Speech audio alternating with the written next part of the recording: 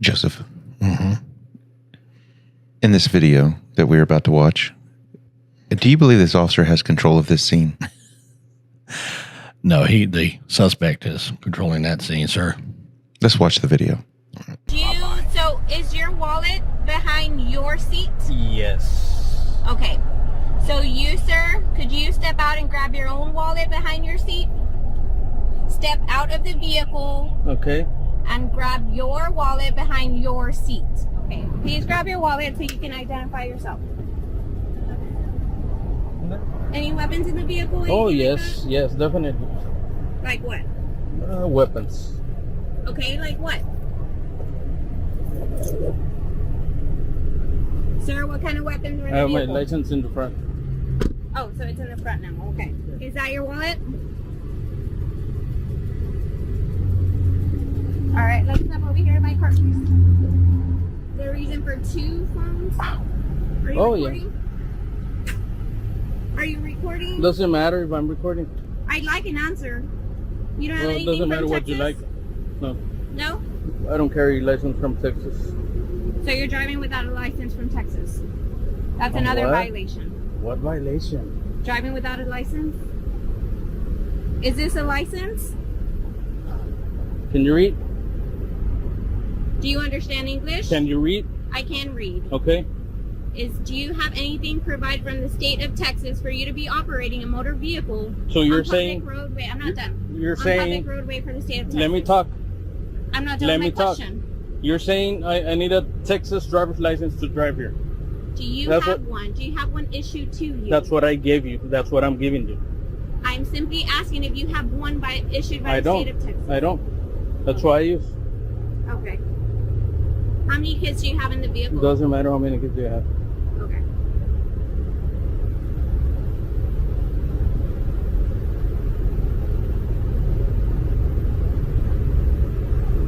Is your date of birth?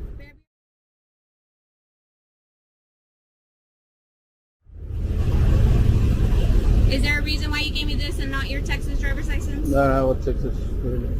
Okay. That's all I'm answering now. So where are you coming from? It doesn't matter where I'm coming from. 2 phones necessary? Yeah. For me, yes. Are you recording? Yeah, I'm on. That's on. Everything's That's on. good. Okay. Just stay here and don't move, okay? Thank you. I No mean, shoes on today, huh? huh? No shoes on today, huh? I usually carry shoes, but they were Yeah. drying, so. I can't walk around barefooted. Me neither, I but got she. tender feet. Me neither, but she wanted for me to get out. I don't know why. Okay. She was being difficult. My understanding is you said that when she asked you if you had any weapons in the car. Any weapons in the vehicle? Oh Anything like yes, yes, definitely. No, that was after she ordered me out. Okay. But, So but she's you're reaching around and stuff like that, and you No, and my- you told my- her that there was tons of weapons in the car. that? Any weapons in the vehicle? Oh Anything yes, yes, definitely. Like what? Weapons. Oh, so it's in the front now. Okay. Why are you being so sarcastic? I'm asking Why? you, I'm Why? Why do you clarifying. have to be like that? Is that your wallet? All right, let's step over here to my car. Tons of Or weapons. what was the wording that you said? So is she making stuff up now or what? Everything's recorded, so it doesn't. You know what I mean? That's why you asked me why she was asking you out of the car. That's the reason. That's the reason that was. Okay, so what she's gonna do? She's gonna write you some tickets for the traffic violations, and you Some you get on tickets? your way. Okay. Well, I don't know which ones. Huh. Okay. I know. Everything's on camera, so yeah, Hopefully. Yeah. So what at the bottom? I have of my the, dash cam as well. Yeah, perfect. So that's even better. So at the bottom of the yeah, ticket, but now I have to go to court and fight. Okay. The that's bullshit Your, yeah, ticket. that's your right, and no problem with that. So that's what I'm saying is at the bottom of the citation, there'll be the court, and you can contact them. You can provide them the cameras, all that kind of stuff. You can provide them the footage, whatever evidence that you want that you feel is contrary to what you think happened, and then that they can what figure I it out believe, from there. okay. Yes, sir. Okay. Sure. So A couple of things in this video that, of course, I would do differently. I have done differently. I have been the officer on this traffic stop. I have had asshole suspects who wanted to talk smack on a traffic stop. I'll tell you what I did. So there's this thing called the Terry search what is it, Terry versus the state of Ohio? Terry v. Ohio. She did not do that. No, nobody does anymore. It doesn't seem like on a lot of these videos. Because now it's considered a use of force. I guess. And probably. it's not. It's not a use of force. It is not even a constitutionally recognized use of force. It's actually a very well recognized officer safety technique. Legal doctrine. Let's remember that. Terry search. Right. So They don't teach it in the academy a couple very of well. things. I mean, this guy, if with the right police officer, he would be hanging himself because she pulls him out. She should have Terry searched him. And then when she says, "Do you have any weapons?" and he says, "Oh yeah, we have a bunch of weapons in the vehicle," he would have immediately been handcuffed. Yeah, immediately. And placed in the back of my patrol car. Yeah. Immediately. And because that's an articulable suspicion of the necessity to search the vehicle. Yeah, you have the right to be safe. You have the And right even to in keep yourself Houston, safe. now we are Houston or a former Houston police officers, retired Houston police officers. We talk to a lot of Houston police officers. So General Order 500-1 for HPD, and I suspect many other departments have similar or the same policies. When an officer learns that there's a weapon in a vehicle, you can search the vehicle and secure the weapon, right? And if you go to, General Order 500-1, it first talks about the Terry Frisk pat-down.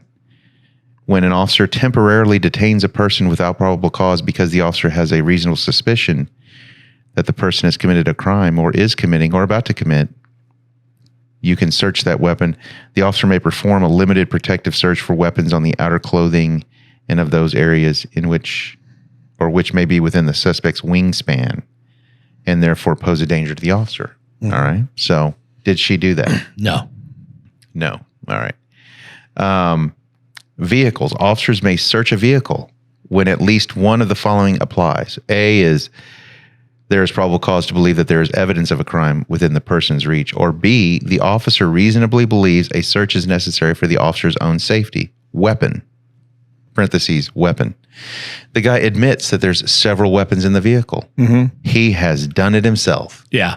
I mean, he's given her all the ammunition she needs to handcuff him, to secure him. Clearly, he committed some offense to be pulled over in the first place. Yeah, that's the thing. So, he is already under arrest because he has committed a traffic offense. That's why she pulled him over in the first place. And you can book on traffic offenses unless it's you're speeding and you have a driver's license, or open container is another one. Open container or using a phone to text. Those you can't book on those. Yeah, you can't handcuff and put somebody in jail on those.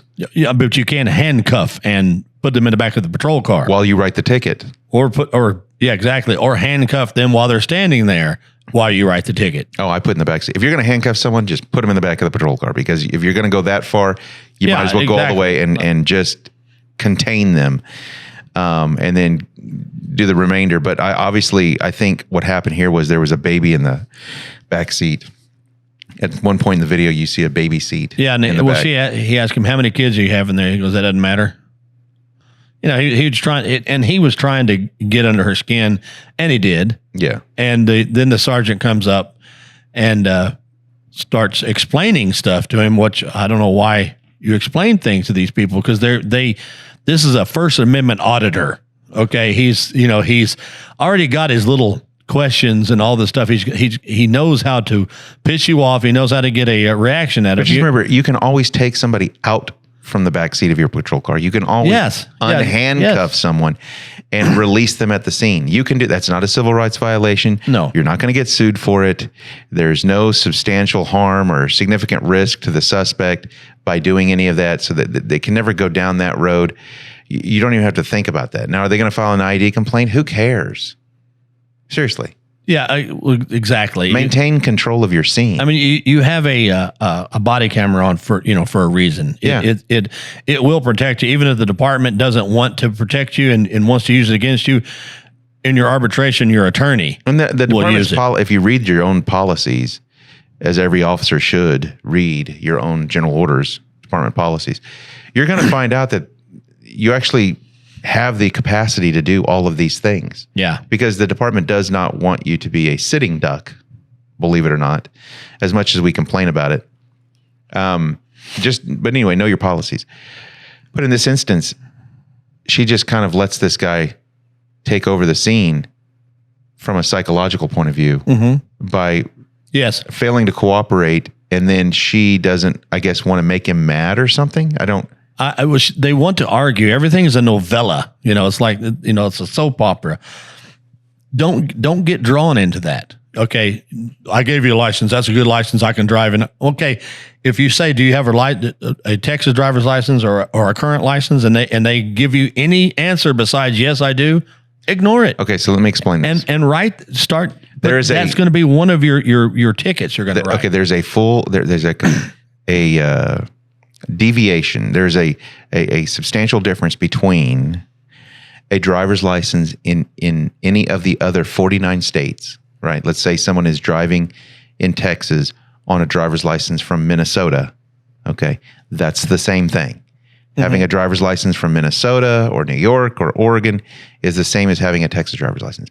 Having a driver's license from Mexico is not necessarily the same thing if it doesn't meet all the requirements. In other words, you're not expected to be an expert on foreign driver's licenses. For example, if it doesn't have the name, the date of birth, and the address of the person, then it is not a license in conformance with the standards of the state of Texas. So they still have to give you that information because under the failure to ID law, which is 38.02 of the Texas Penal Code, they have to give you this information. Yes. If they give you, quote unquote, a driver's license from Mexico or Venezuela or Colombia or some other place, that information is not on there, and the ID itself does not purport to be an official document. And if you've ever actually seen a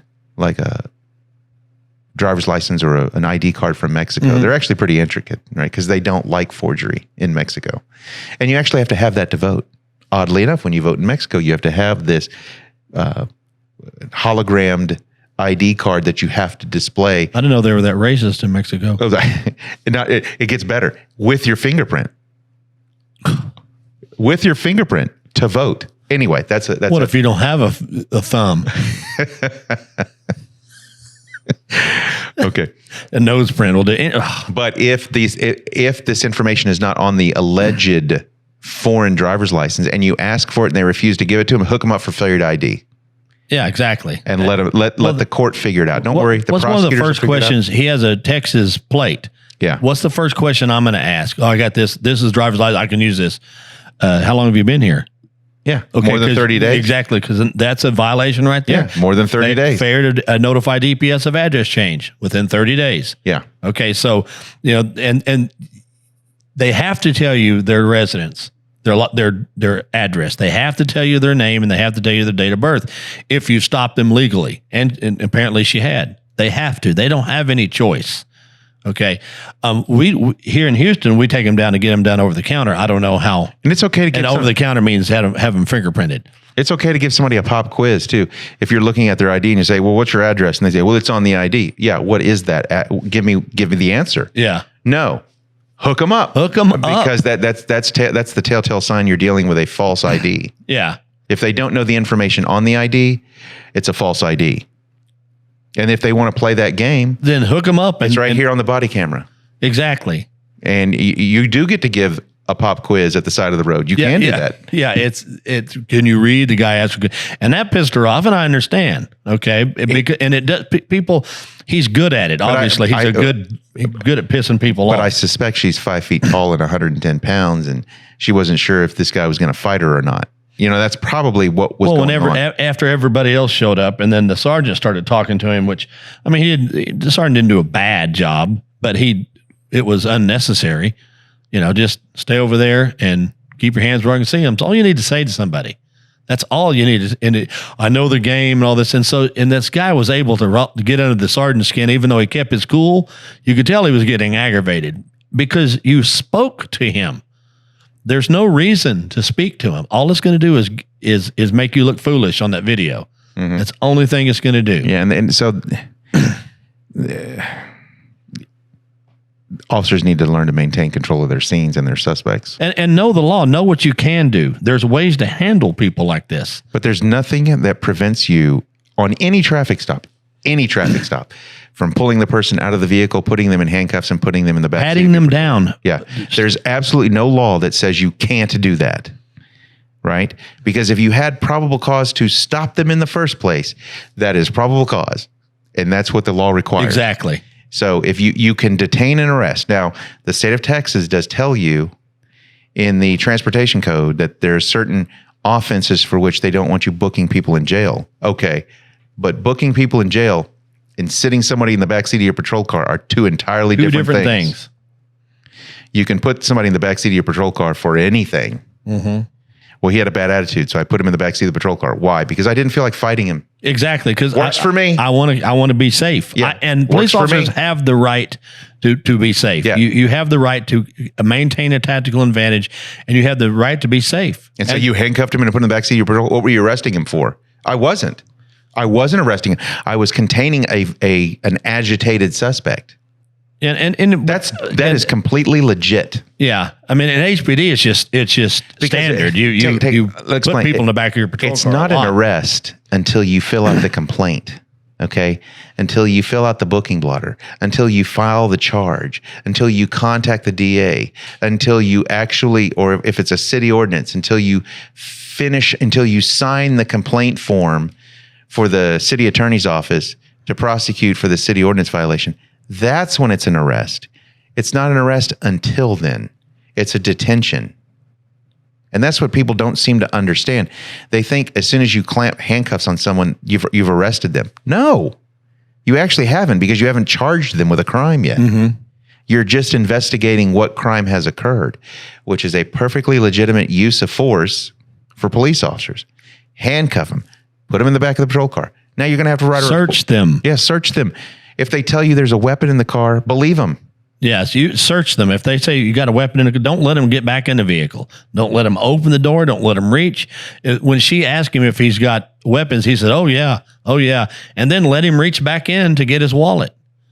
And she goes, oh, so it's in the front now. Because he said it was in the back before. And so he took umbrage with that and put it back on her. Why are you being this, he's like, why are you being argumentative, all this stuff? Don't listen to those people. Don't give them ammunition. Yeah, she should have been the one searching for the wallet at that point. Exactly. Do you have any weapons? Oh yeah. Click, click, click. Yeah. Back seat. I'm gonna talk to you later. Search. Okay, I'll go find your wallet for you. Thank you. And then I don't consent to a search. Too bad. Yeah. I didn't ask you. It coincides with how much I care. Okay. I didn't ask you. But if you find evidence, what if it gets thrown out in court? Let me just address that issue one more time. I have been on this earth 49 years. I have been a police officer since 1995. I have been a lawyer since 2005. I have never, in all my time, ever seen anyone get their cocaine back. I have never seen anybody get their dope back. I have never seen anyone get their heroin back. I've never seen anyone get their illegal pills back. Or their illegal firearm. Or their knife, yeah. I've never seen it. I mean, yes, have charges been thrown out against somebody because the arrest was determined to lack probable cause and thus the court quashed or, they suppressed the evidence? Sure. Did they then give the cocaine back? No.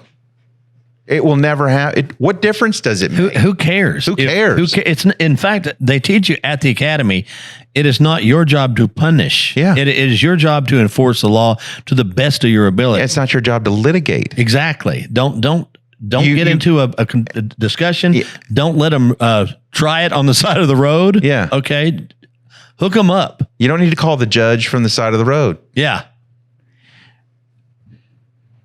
Consequently, I think officer safety has been jeopardized by all of these foolish regulations that are being shoved down the throats of officers. Big league. Which, is counterintuitive because they came up with the idea of body cameras. They came up with the idea of force reports. They came up with thinking that would somehow make things better for police officers. They didn't. It's only made things worse and more dangerous. They didn't do it. They did it to keep you from doing stuff.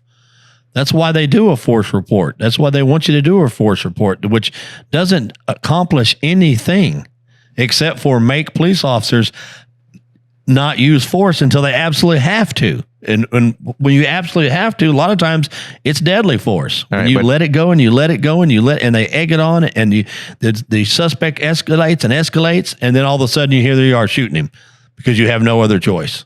Yeah. Now, if you're going to do traffic stops, know what you can arrest for. Yes. Yeah.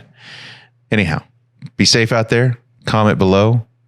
Like and subscribe. And please, if you throw the BS card, if you think that we're not saying what we're saying is not true, please comment it.